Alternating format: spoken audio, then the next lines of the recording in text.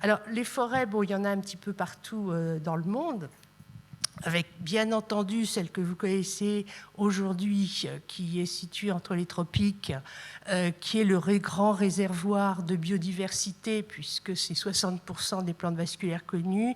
C'est le rôle régulateur du climat. On l'a évoqué tout à l'heure, la forêt tropicale. Vous savez que le problème de la forêt tropicale aujourd'hui, c'est que, comme ça a été dit, normalement, les forêts, elles captent du CO2 et elles rejettent de l'oxygène.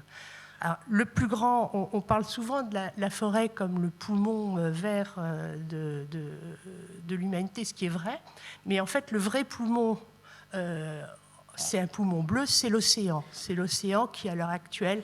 Alors, le problème aussi, c'est qu'aujourd'hui, avec le changement climatique, tous les problèmes, etc., la forêt tropicale commence à émettre plus de CO2 qu'elle n'en capte, ce qui est gravissime.